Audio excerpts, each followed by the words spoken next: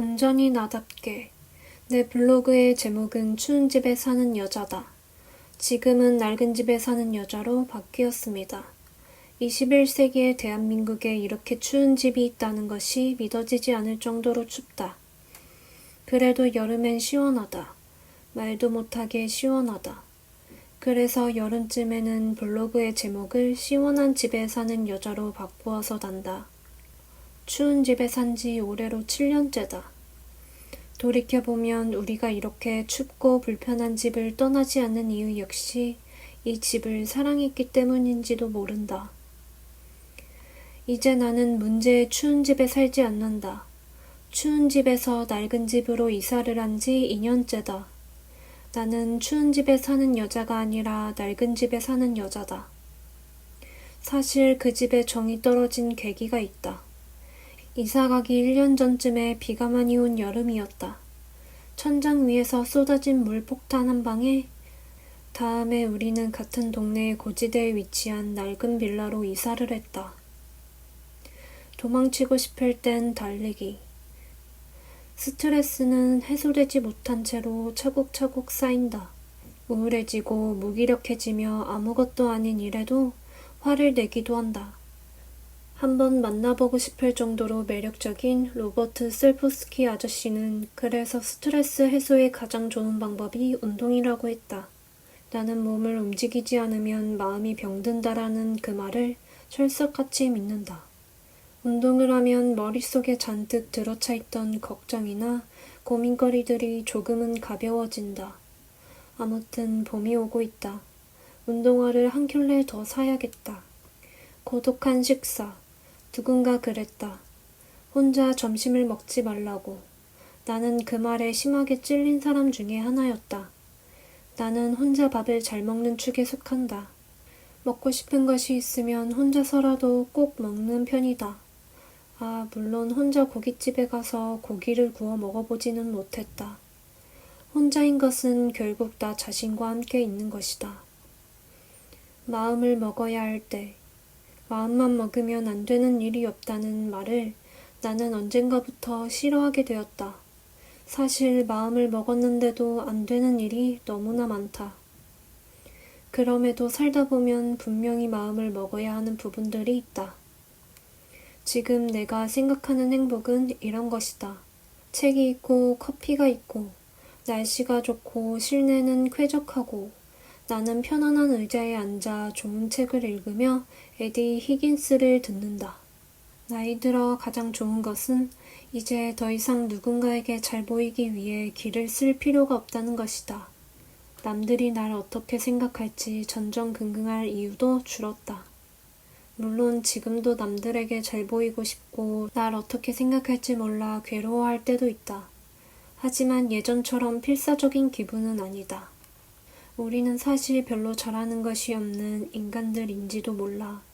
우리는 대단한 일을 할 수도 없을 거고 대단한 사람이 될 수도 없을 거야. 그래서 순간순간 주어진 것에 최선을 다하면서 살아갈 수밖에 없는 거야. 쉽지는 않은 일이지. 나도 알아. 회사에서 배운 것. 회사에 다닐 때 나는 항상 불행했다. 아니, 불행하다고 생각했다. 5년 동안 마감 전쟁을 치렀다. 늘 내가 알고 싶지도 않은 모르는 사람들에게 전화를 걸어서 무언가를 부탁해야 했다. 비싼 밥을 먹어도 별로 맛있게 느껴지지가 않았다. 행복하지 않았느냐고 물으면 행복하지 않았다고 답할 수도 있다. 하지만 나는 행복이라는 단어를 너무 쉽게, 자주 쓰는 것을 경계한다. 행복을 지나치게 의식하면 오히려 불행해지는 것이 아닐까 하는 생각도 든다. 내가 살고 싶은 곳. 이런저런 단계를 거친 나는 최고의 인테리어는 비우는 것이라는 사실을 알게 되었다. 집은 아름다워야 하지만 또 편히 쉬는 곳이어야 하기에 유지하고 관리하느라 허리가 휘어서는 안 된다. 집이 적어야 관리하기가 편하다. 물건이 적으면 자연히 집이 깨끗해진다. 소탈하지만 초라하지 않고, 멋스럽지만 뽐내지 않고, 이상적이지만 현실적인, 개인적이지만 사회적인, 어쩌면 그건 내가 살고 싶은 공간인 동시에 내가 되고 싶은 사람의 모습인지도 모른다. 결국 모든 건 연결되어 있다. 빵 굽는 시간, 빵을 만드는 일도 마찬가지다. 처음부터 힘들기도 하고 처음에는 괜찮다가 나중에 힘들기도 하다. 그리고 힘들고 그만두고 싶을 때는 아무 생각도 안 하는 편이 낫다. 그저 몸을 웅크리고 바닥을 바라보며 그 시간이 지나가기를 기다리는 것이다.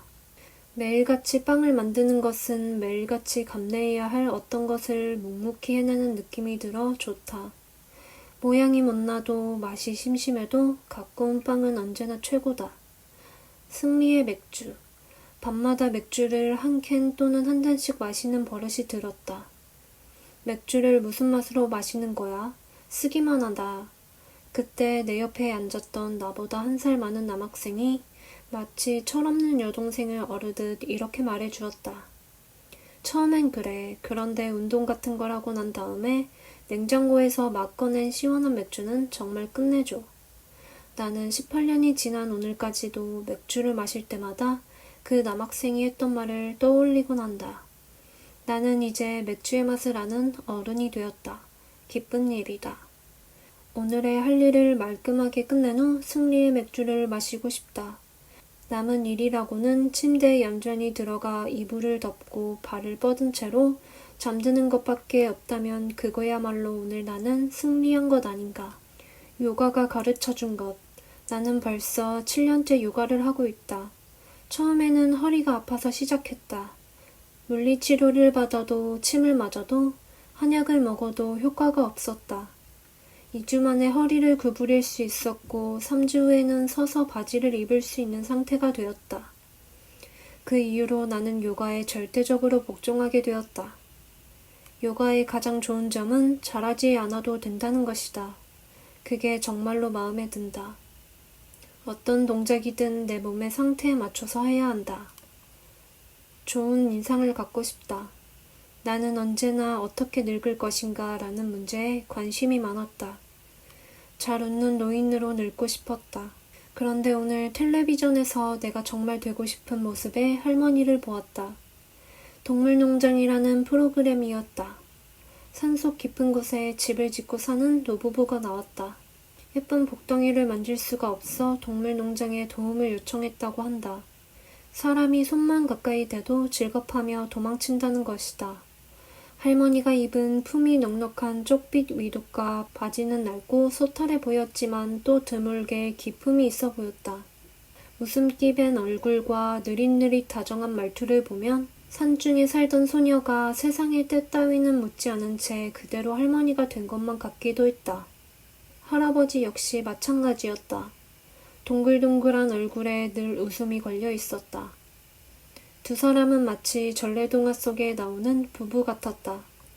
카페는 문을 닫았습니다만 카페를 닫고 다시 사람들을 잘 만나지 않고 칩거하게 된 것은 내 마음이 시키는 대로 했다. 내가 만나는 모든 사람들, 내가 겪는 모든 일들에서 배운 것들이 자양분 삼아 살아가고 있다. 지금의 내 인생을 기꺼이 받아들이며 살아가기 위해 애쓰고 있다.